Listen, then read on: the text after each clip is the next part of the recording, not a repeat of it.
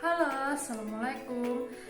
Jika pada pertemuan sebelumnya kita sudah membahas mengenai pengertian, ciri-ciri, dan struktur teks laporan hasil observasi, serta kita sudah mencoba mengerjakan latihan soal berkaitan dengan itu, maka pada pertemuan kali ini kita akan membahas tentang kaidah kebahasaan teks laporan hasil observasi. Jangan lupa materinya dicatat, boleh dalam bentuk peta konsep maupun rangkuman. Kemudian silakan difoto dan dikirimkan via email. Kemudian kita bahas satu persatu mengenai kaidah kebahasaan teks laporan hasil observasi. Dalam LHO ada beberapa kaidah kebahasaannya. Di antaranya yang pertama adalah penggunaan kata verba dan nomina, yang kedua penggunaan afiksasi, yang ketiga penggunaan kalimat deskripsi dan definisi, yang keempat adalah penggunaan kata istilah atau teknis, dan yang kelima adalah penggunaan kalimat simpleks dan kompleks. Kita bahas satu persatu ya. Yang pertama yang mungkin kita bahas adalah penggunaan verba dan nomina. Verba atau kata kerja adalah kelas kata yang menyatakan suatu tindakan, keberadaan, pengalaman, atau pengertian dinamis lainnya. Adapun ciri-ciri kata verba diantaranya, yang pertama dapat dijadikan sebuah predikat, yang kedua menyatakan sebuah kegiatan, yang ketiga jika berupa kata imbuhan, verba bisa diberi kata imbuhan berupa makan, berkan, di, dan dikan. Untuk lebih memahaminya lagi, langsung ke contoh ya. Misalnya kata dasarnya adalah lari, makan, dan duduk. Maka kata imbuhannya adalah berlari, dimakan, dan menduduki. Yang kedua yang akan kita bahas adalah penggunaan nomina.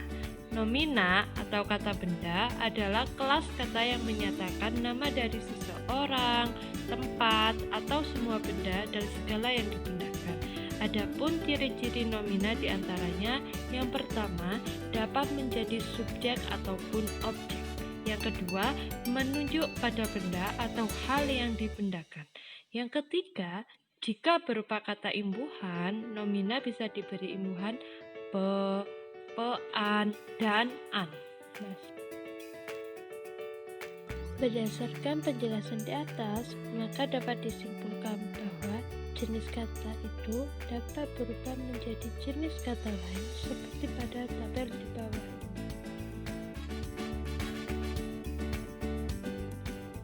Yang ketiga yang akan kita bahas adalah penggunaan afiksasi. Afiksasi adalah proses pemberian imbuhan pada suatu satuan, baik berupa satuan tunggal atau kompleks. Jenis afiksasi sendiri ada 4, yaitu awalan, tengahan, akhiran, awal, dan akhiran. Jenis afiksasi untuk lebih lengkapnya bisa dilihat di tabel berikut ya.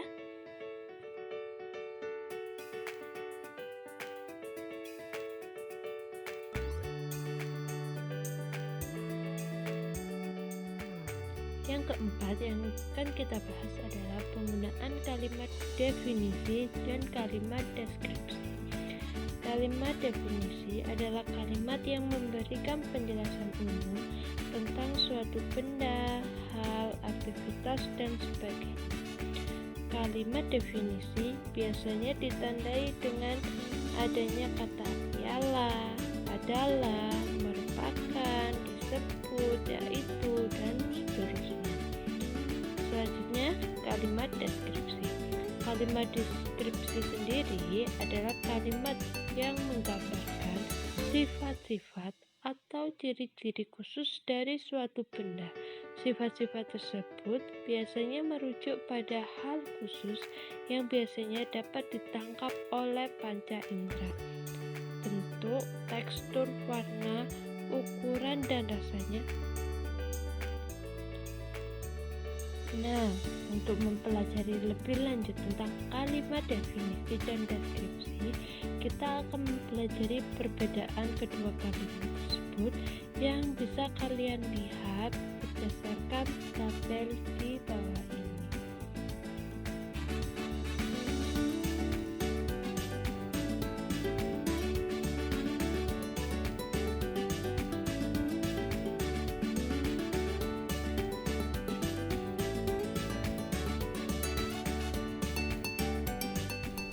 Nah, cukup sekian penjelasan mengenai kaidah kebahasaan teks laporan hasil observasi pada pertemuan kali ini.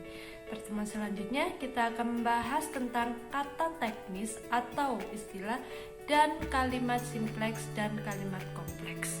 Semoga kalian bisa memahami dengan baik materi yang kita pelajari hari ini dan tetap semangat untuk pembelajaran daring selanjutnya.